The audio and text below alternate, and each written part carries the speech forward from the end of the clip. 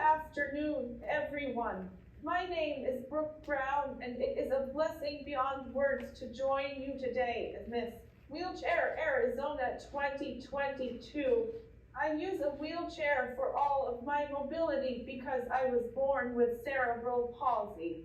I'm sure you've heard the term, but not everyone fully understands how it affects the body. So we'll explain what cerebral palsy actually is. Cerebral palsy, CP for short, is a developmental disability. This means a brain injury has occurred affecting body movement and muscle coordination. It is caused by complications during pregnancy or childbirth. For most children, diagnosis does not occur until a few months after birth. The most severe traits of cerebral palsy are muscle tightness, high tone, which often hampers the ability to be mobile, as well as fine motor capability and impaired speech. Other less common symptoms include loss of hearing, eyesight, and abnormal body sensations and perception. Out of all the development disabilities, cerebral palsy is the most commonly diagnosed.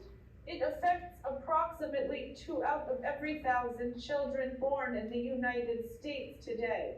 Although very mild cases may improve or disappear with growth and development, cerebral palsy is not curable, nor is it progressive. Improvement can be made with therapy, and medications such as baclofen can be used to reduce spasticity. I've personally had a baclofen pump, which is under my skin in my abdomen, since 2003. I call it my hockey puck because that's what it looks like. The medicine is distributed through a catheter that runs up my spinal cord. The pump gives me a constant infusion of the medication without the annoying side effects of the oral pill. This allows my muscles to relax, so I don't have as many involuntary muscle spasms, especially in my legs. It also allows me to keep my arms down in a more relaxed position rather than up against my chest. Although my right arm sometimes falls back into my old bed habits because the right side of my body is more affected by CP. The reduction in spasms has somewhat eased my chronic pain. Some people who have known me since before I got the pump say the baclofen has improved my speech a bit. I used to say that my only bone to pick with God was my speech, but my experience over the last couple of years has made me rethink that. If I didn't have the voice that I have, I would not be here speaking to you today. It's true what he says in John 9 about the blind man. His power can be seen through our weaknesses. Therefore, my speech is my power and part of my ministry to encourage others in their struggles. Other than living with my disability, I am the author of The Little Butterfly Girl, Adapt, and the Transforming the Heart of Your Story workbook. The storytelling concepts discussed later in this presentation can be found in the workbook. In 2014, I started a ministry called Brooke's Butterfly Touch. Additionally, I am a ministry partner with Johnny and Friends, Arizona, and an ambassador for UCP of Central Arizona.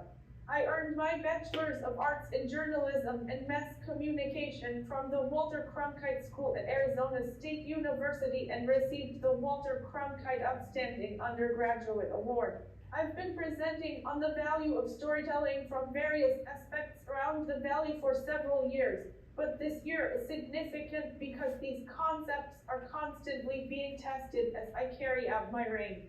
I've had several moments of doubt in the strength of my platform, but then I think back on the 6-year journey it's taken me to get here with all its frustration and pain, and the reality of my situation sets in. It's the trials I've endured on this journey have taught me one thing, it's that the best way to build relationships, cultivate fulfilling opportunities, and advocate for positive change in our communities is to share our stories with one another. There are several reasons for this.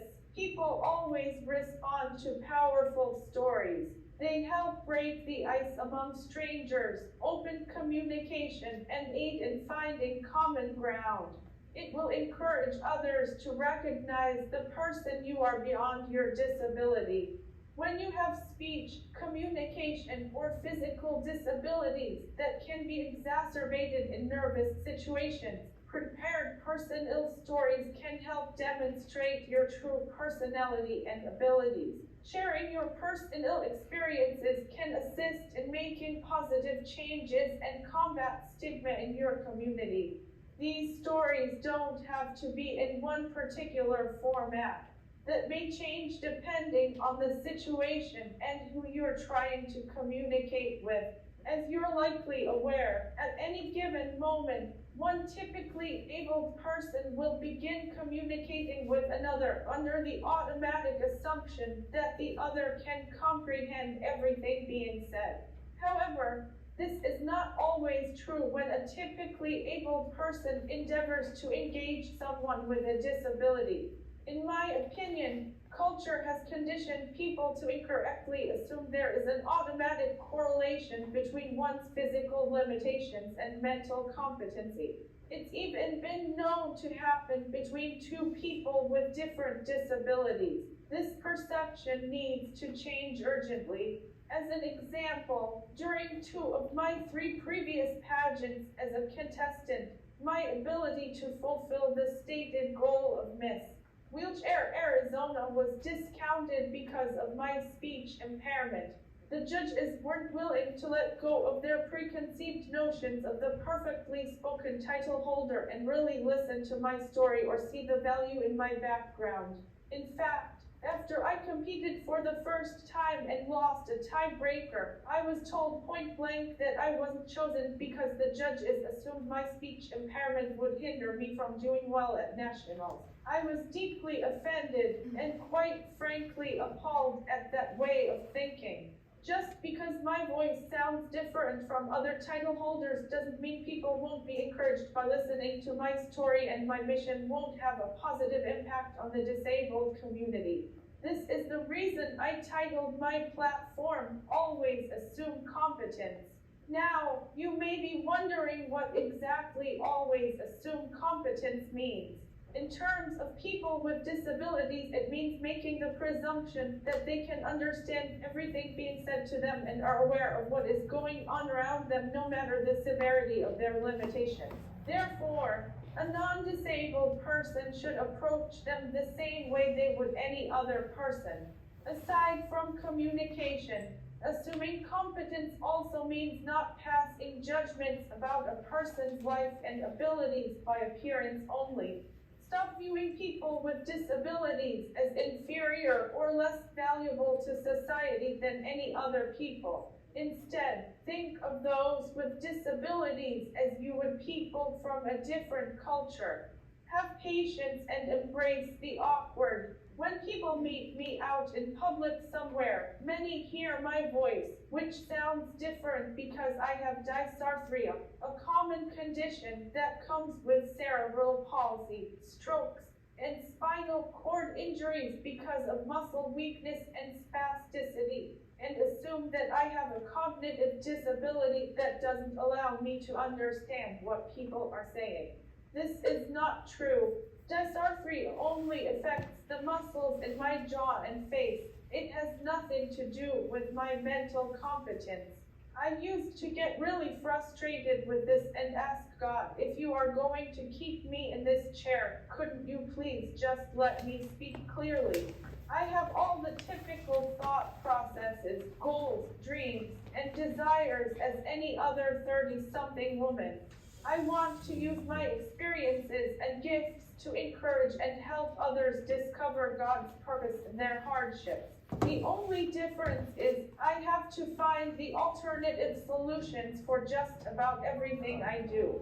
Case in point, the voice you're hearing right now is an augmentative communication app on my iPhone. I am fully able to speak. My speech just takes a little time and practice to understand. One of my biggest wishes is that people wouldn't assume the sound of my voice correlates to the level of my intelligence. Like I've said, my speech impairment is only a muscular problem, just like the rest of my limitations.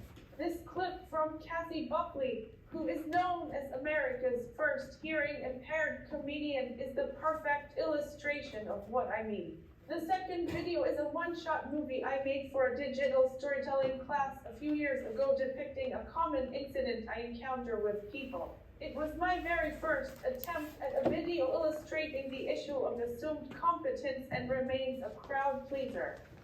I graduated from high school with a 1-point average. Nobody bothered to tell me we were collecting points.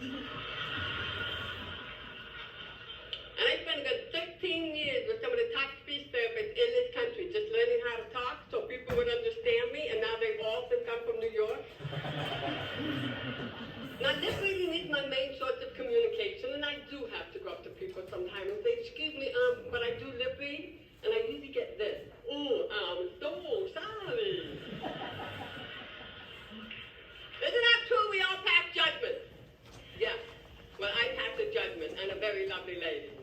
I was invited to Washington, D.C. to perform at the Kennedy Center for some kind of award presentation. When I got there, the stage manager of the show asked me to go into the green room. He said, I need to be quiet. I go into the green room, and in the green room is a woman. She's in a wheelchair. She's a quadriplegic. My first judgment I passed upon her was, my gosh, what kind of a life is this? She can't move. She can't walk. She can't talk. She has nothing to contribute to society. In 5 seconds or less, I had this woman pegged for death, me. But me being who I am, I went up to her and I said, hi, how are you? She started to open her eyes. At first I was taken back. I was like, oh crap, where did I start now? When her eyes got really wide, her assistant came by and she said, when she opens her eyes, it means yes. When she closes her eyes, it means no. I said, great, I spent my whole life learning how to read lips, and I got to go to school for some freaking eyelids over here. When I said that, the woman in the wheelchair started to laugh. It was a horrendous sound. It was just, But to me, it was the most beautiful sound I ever heard. I realized right then and there, I can communicate with her. Now, what better person to tell all your jokes to than somebody who cannot heckle you?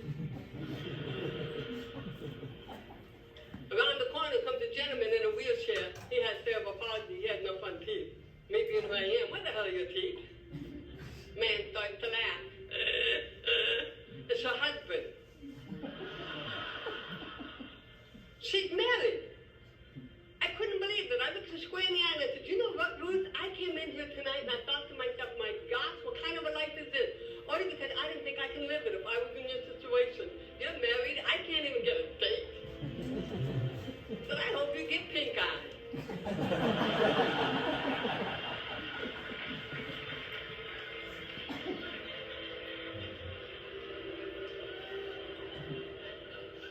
Is that wrong? So Ruth had a dream. Now you wouldn't think somebody like her had a dream. It wasn't pole dancing. That was my dream. With today's technology, she too has a computer. It's called a wood board. They hook it up to the chest, the wire goes to the eyelid. She sees the letters she wants when they blink. She blinks her eyes and goes into the computer. That night, Ruth received an award. She wrote 2 top-selling books with a blink of an eye.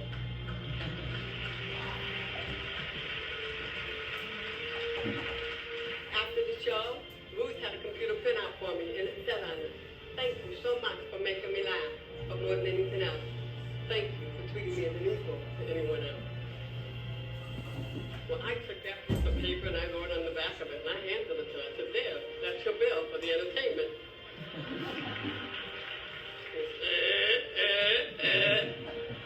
The moral of the story is, please, don't pass judgment upon anyone you would not want passed upon yourself. Because believe me when I tell you there's no limit as to what any human being can possibly do with their lives.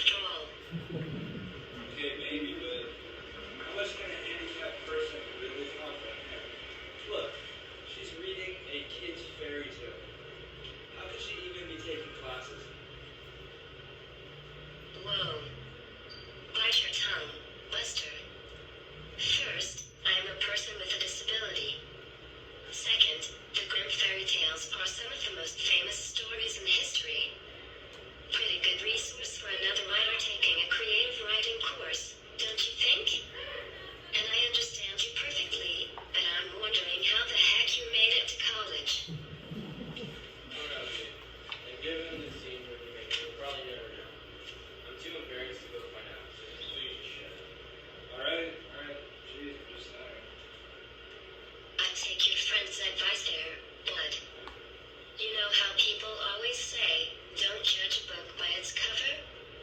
Well, here's another one, never judge a mind by its body. Just saying.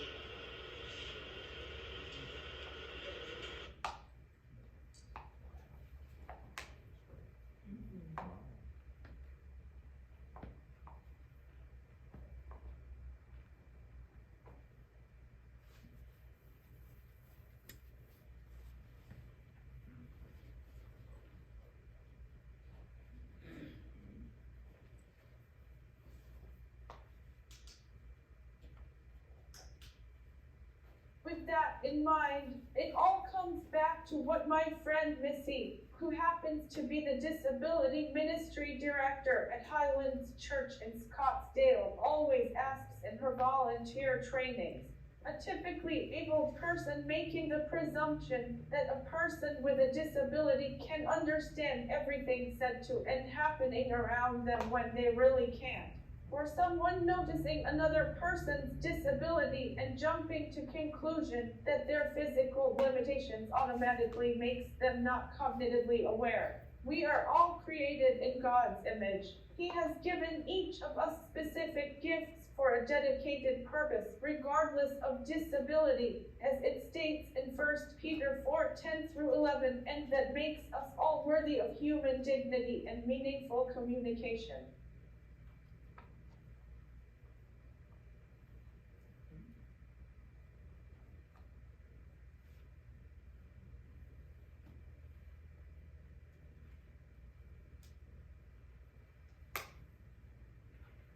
Along those lines, if you know someone with a certain disability, never assume that their situation is exactly the same as another person with that disability.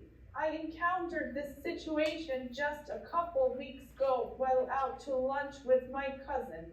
A woman who appeared to be somewhere around our ages approached our table, didn't even really introduce herself, but said, I have a sister with cerebral palsy. She's in such and such day program. What day program are you in? I graduated from college, am a speaker, not to mention the current Miss Wheelchair, Arizona. She was impressed and looked incredibly confused at the same time as my wheeled sister, Christy, who is Miss Wheelchair, Texas, puts it. Let go of the stigma that disability makes people inferior, and instead start to see it as just another part of society. Stop passing judgments on a person's limitations and instead focus on what accommodations are needed to allow them to be fully integrated into the community. When I went to the National Miss Wheelchair America competition this past August, for once I wasn't the only contestant using a communication device, which was really refreshing. During my past state competitions, I thought it was important to demonstrate all the ways I communicate, so I had my assistant just clarify my speech during the panel interviews and used my app to give my platform speech. However, I feared history would repeat itself if I did that at nationals, so I changed tactics and requested the accommodation of being given the questions ahead of time so I could pre-program my responses into my device and go into both interview sessions independently. It was the right decision because I placed as third runner-up. I finally felt heard and validated. Not that I need human approval when I know my worth to Jesus, but he used the recognition to redeem the past hurt and shame I endured. And as an illustration of his faithfulness, even though I didn't win the national title of Miss Wheelchair America, he still chose to entrust me with a position of influence as I have been named Arizona's state coordinator for the Miss Wheelchair America organization. Not only do I hope to empower more women with disabilities to use their voices, but I want to see always assume competence become a phrase that is as recognizable as the word accessible. Here is an example of what assuming competence means to some of my friends in the disability community.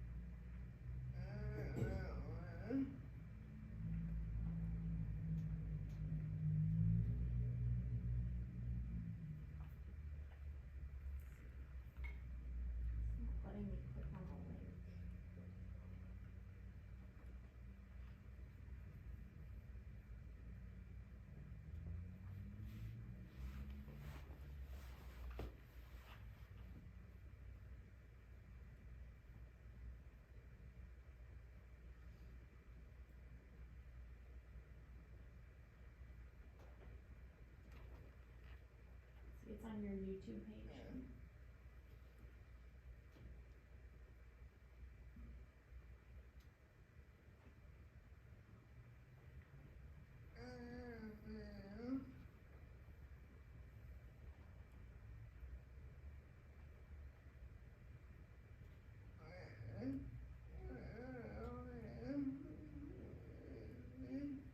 We're with you and Emily.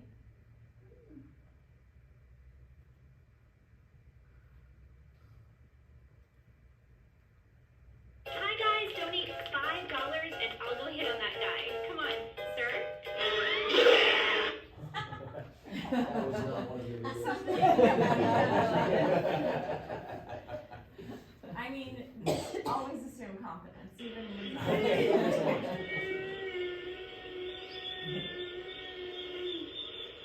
My name's Emily Lopez, and I am a human rights advocate with the state of Arizona. I'm a person with a disability, specifically spina bifida, and I've been a friend of Brooks for at least a decade. Tell everybody who I am. My name is Missy Farrington, and I am the minister of the Special Needs Ministry here at Highlands Church in Scottsdale, Arizona. And I am also Brooks' discipleship mentor, and I am her friend. Jennifer Evans, and I'm the Ministry Relations Manager for Johnny and Friends Arizona. And one of the things I get to do is help churches better serve families living with disabilities. I think always assume competence. Like,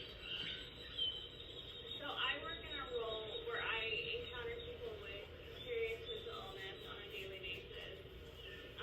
And a lot of people just assume because they're very sick that they're incapable of knowing what they want, of vocalizing it, of having any sort of ability to know what their life is about. And when I think about always assuming confidence, it's like you should never look at a person and assume that they don't know what they're talking about, because no matter what their disability is, and this has been true in all 10 years that I've worked as a disability advocate and now human rights advocate, and the way that I have felt consistently is that literally every person on this planet is competent. Now, it might look to different degrees depending on what the disability is as to how they communicate, or they might need a guardian, for example, or things like that. But at the end of the day, like, everyone knows what they want. Everyone has an idea of what they want their lives to look like. And, you know, in my work environment, I grew up learning about the independent living philosophy, and that whole thing is about the independent living philosophy has to do with saying that people with disabilities are the experts in their own lives, meaning they're capable of making decisions, including decisions that you might not agree with. It doesn't mean that they're not competent. It doesn't mean they don't know what they're talking about. It just means they think differently to you, and they're allowed to make mistakes and have human experiences the same way that you and I are. Like, that doesn't change anything. And when you don't assume competence, you're depriving that person of human experiences. You're depriving them of an ability to live a full and fulfilling life, because you're assuming they're already, because of the way they talk or the way they look, or whether they have, I know, like, I have spasms. I walk with a significant leg impairment, you know, and I use a wheelchair a lot of the time, and people assume that I don't know what I'm talking about, and that's none of that's true. So, I'm sorry, I went on for a little bit. That's a little tangent of Always, as in every single time, assume. That's always a dangerous word, because you know what it spells. But, to me, is always assume confidence means every single time go into an interaction with the expectation that they will surprise you with their ability to exceed your expectations. That's awesome. It's something that I am extremely passionate about, as you know. My friends, you know, over the 30 years of working with so many individuals with such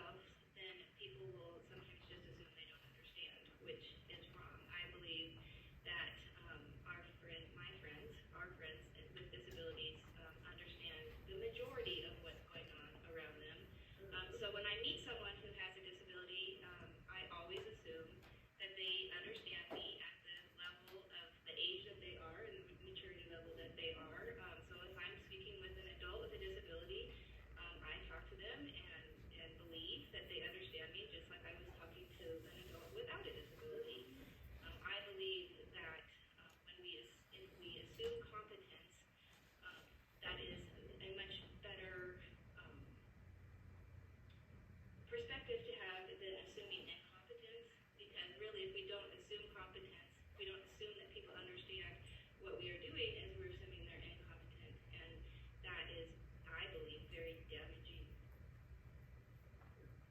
That I've learned is anytime I meet anyone that looks like they have a disability or not, just assuming that they can understand me and they're aware. And I think this taught me even with children with autism that maybe nonverbal, like they understand a lot, mostly more than we know. And so just always giving people that respect. I think it's such a great.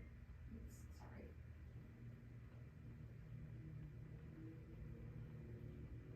Hi, this is English with an Ella, and you should come with me to iTalki.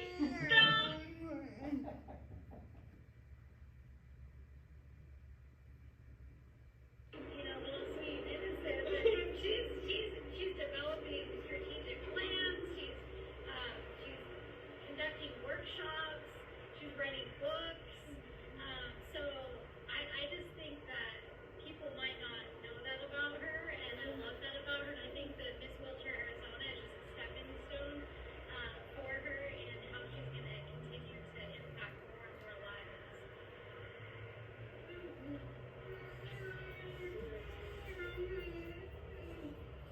Thank you. I appreciate you.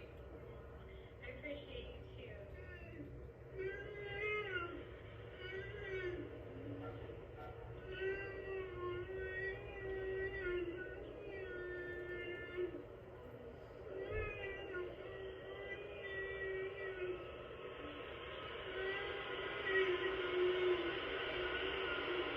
Happy Cerebral Palsy Month. Love, grace, and peace to you all. Come back for more interviews.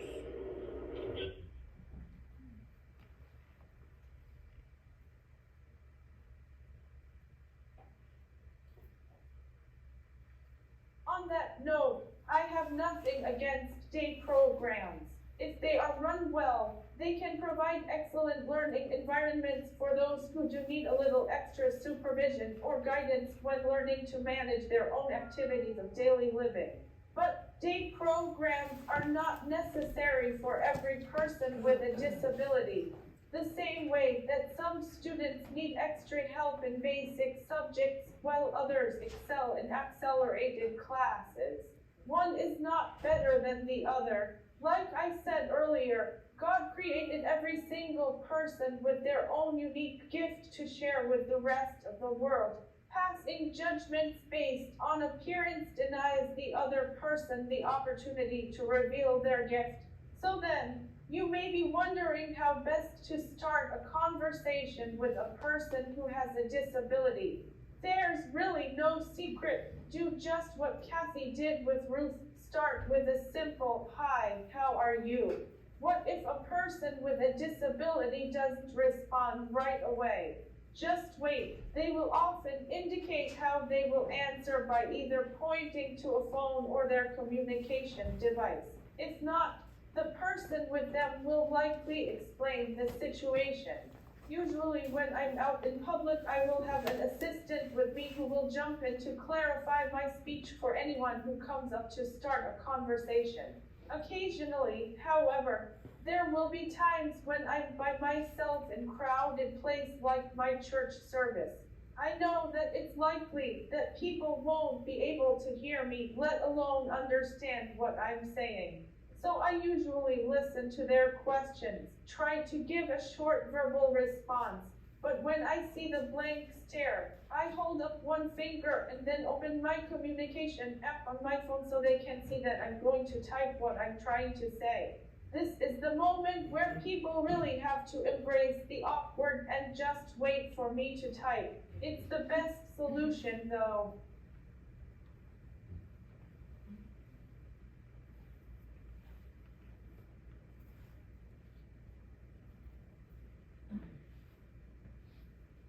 While we're on that topic, here are a few other things to remember.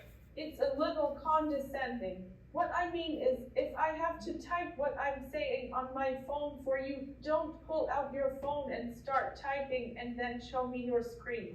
I can hear you, and yes, that really has happened happened a couple of times. If a person with a disability has someone helping to clarify their speech, still direct your questions to them. Don't start asking the assistant questions and referring to them in the third person. Again, I'm right here. I can hear you. It is up to acknowledge the assistant, but if the main focus is to get information from the person with a disability, direct the conversation towards them. This applies to servers in restaurants, healthcare workers, teachers, store employees, etc. My cousin, Michaela, and I made a YouTube video about this because even though she has been around me her whole life, it's only come to her attention since she's been, quote, working for me for the last 3 years. This kind of stuff drives her crazy. Check out the video.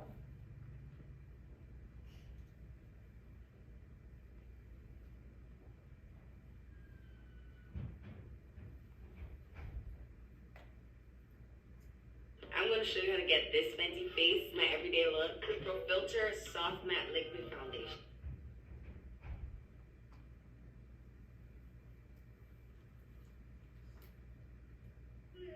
Hi. Say that again. Do I want to tell them who I am? Yes. My name is Michaela, and I am Brooke's little cousin, and I'm also her aide.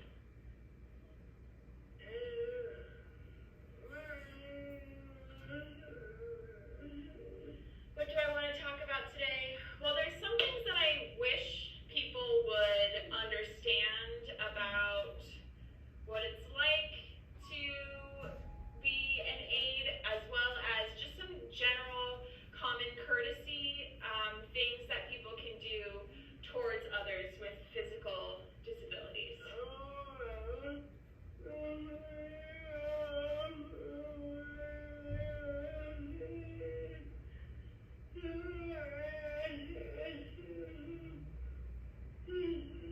Before I go off on another one of my tangents, okay, you can ask me some questions. You are a journalist after all.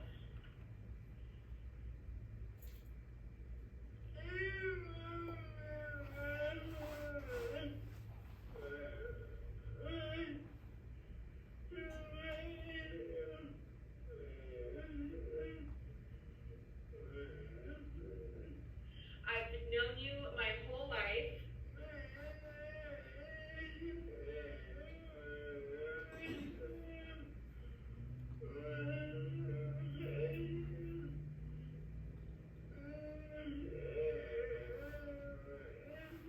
Right. Yes, I've known you my whole life, but is there something that surprised me or something I was nervous about when I went from cousin to aide? Yes. Even though I've known you my whole life, and I know, I have a really good sense of what you have to do to navigate this world on a daily basis, I was never responsible for your care and doing those things with you. It was always your dad would help out, or you had another aide that would do those things. So I was nervous because I don't have a background in nursing or something like that most people do when they become your aide, that I would be unqualified. But it's so silly because it was the most natural thing ever, and yeah, I think I had the best background for it from being your cousin.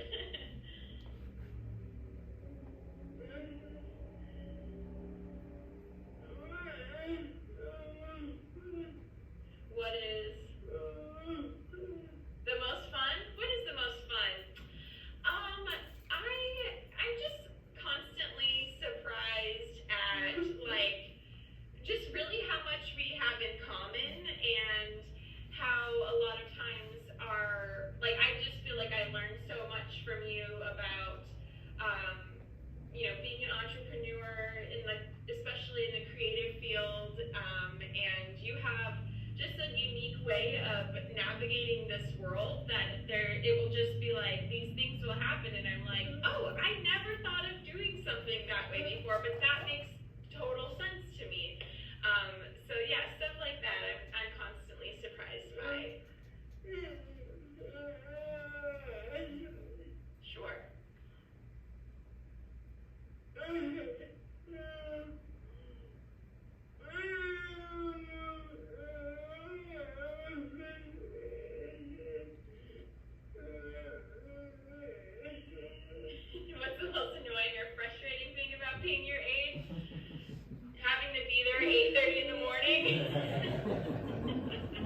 morning person.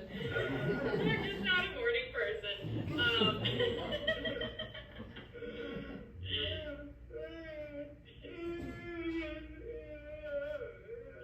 I have to get up early.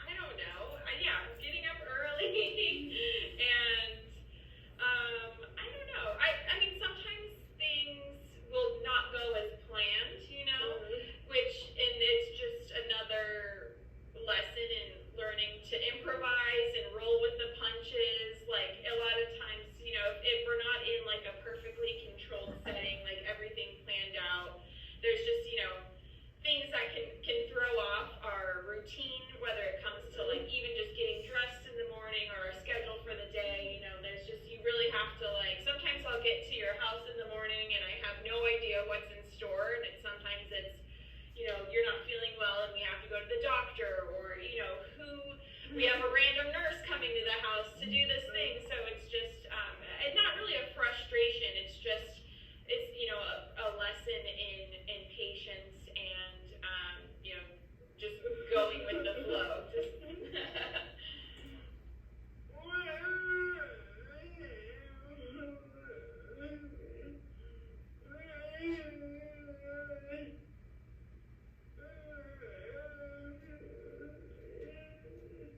Right, so being in public with you, what have I noticed about other people and the way that they interact with you and stuff? Well, it's really interesting because you get a whole spectrum of interactions, and my favorite interaction is when somebody talks to her directly. They look her in the eyes, they talk to her, they ask her questions, and so I love when people do that. Or when people are kind and will ask to help out, like if I'm like holding a bunch of things and I'm holding the door for her, and someone just says, hey, can I get that door for you? It's like, oh my gosh, yes, thank you. But the things that come up that I feel like people can use some more education on is, like I said earlier, speaking to her. There are times where, we go to the doctor and you have to sign, your paperwork or whatever, and people will look right at me and say, well, can she sign the paperwork? And it's like, well, why don't you ask her? She's right here. Why don't you ask her if she wants to sign the paperwork? Or things like that. What about at restaurants? Oh yeah, servers hardly ever talk to her. They'll talk to me or anyone else instead of just directly asking her what she wants.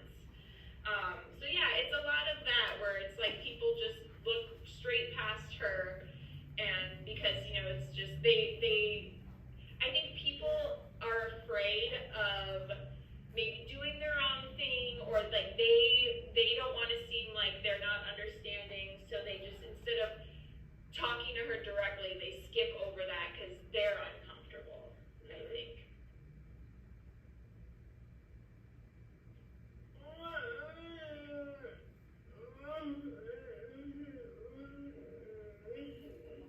What would I most like people to understand? That you are a human being just like the rest of us, and that Brooke is really big on, she always says, always assume competence, and I think that is just such a great message. And yeah, I mean, I talk to Brooke like I talk to anybody else, and if there's something that she's saying that I can't understand, I just ask her to clarify, just like I would anybody else. Yeah, I mean, yeah, and it's such a simple thing, but it seems to be overlooked often.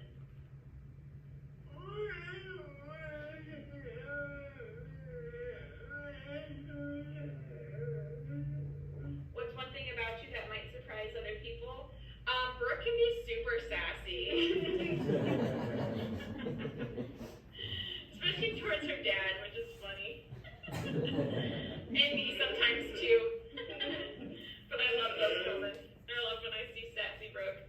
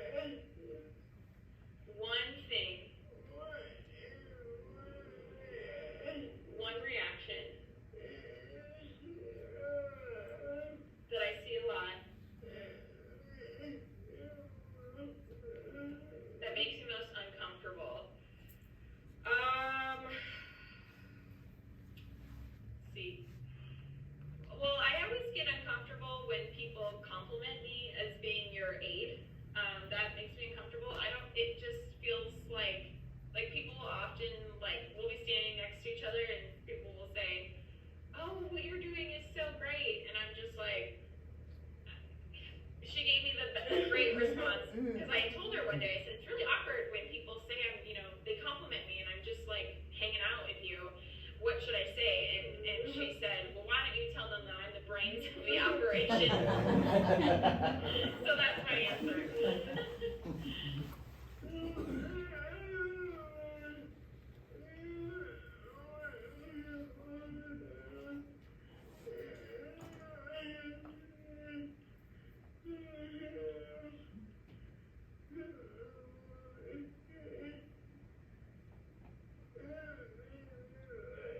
Right, yeah, I'm not some superwoman helping you through life. Like, like I said, you are a normal human being trying to do all the things in a day, and I'm just here to help you, and it's really as simple as that. You're awesome. I appreciate you too. Okay, bye.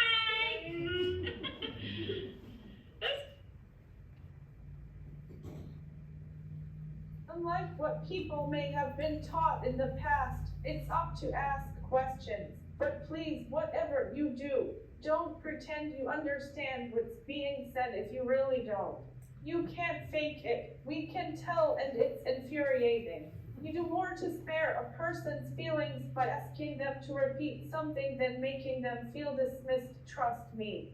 It's another moment to embrace the awkward, as Michaela and I have grown very fond of saying. It's also up to ask if a person with a disability needs help, but never start helping without asking first.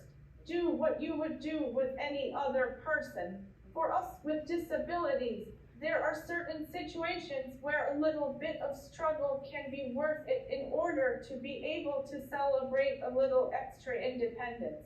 Another behavior that I encounter quite frequently is people will come up to me and start speaking louder or slower and get right up in my face because they think I can't hear or see them. There is no need to speak slower or louder unless you are specifically asked by someone who is in fact hearing impaired. If someone has a speech impairment like dysarthria, it likely does not affect their hearing. Along that same line, always speak to the person in an age-appropriate manner. Along with that idea, I'm going to give you the same advice that I always give to future teachers. If you are working with people with disabilities in a work, school, church, or any other type of social environment, there is only one assumption that you should ever make about them, and that is always assume competence. Instead of focusing on a person's limitations, seek out their strengths, and then brainstorm ways to adapt your activities so they can fully engage and participate with their peers. In many instances, simply developing a buddy system will work wonders. If they do have some type of cognitive disability, you can figure out how to accommodate for it as you get to know them. Make an effort to give them opportunities to demonstrate that in many ways they are just like their typically abled peers. There's a distinct difference between accessibility and inclusion. Sure, a person in a wheelchair can get into a building or office, but are they able to sit comfortably in their work area and participate in the day's tasks?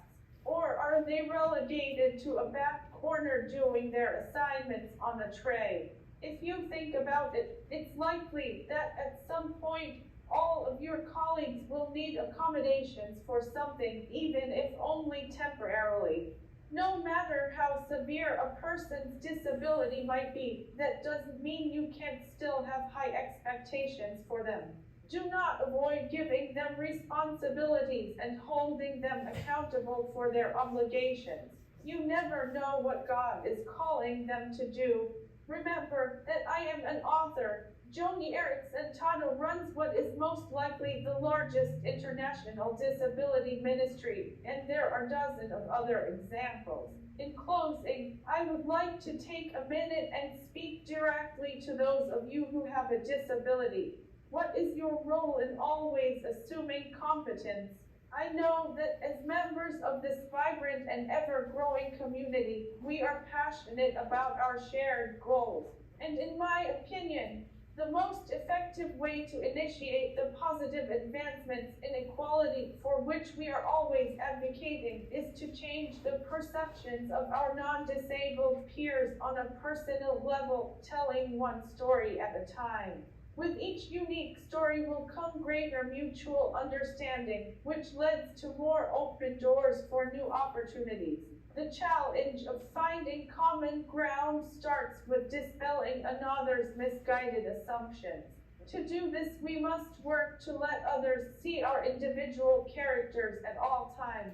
Each person's story is different, and so are the ways it can be told. My advice to you is be open to answering people's questions and having conversations when you're out in public, as long as you feel they are sincere and not offensive. I share my own stories with people I meet in many various forms, each one as intensely personal as the next.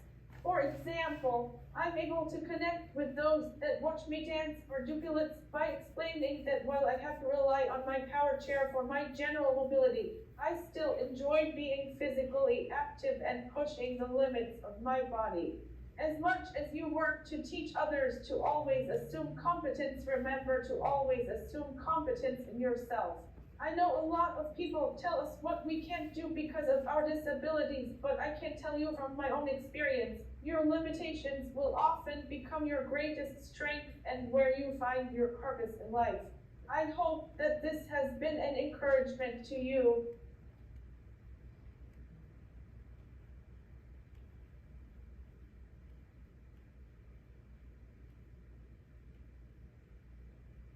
Here are a list of questions that you can ponder in regards to the way you assume competence. I have handouts if you would like one.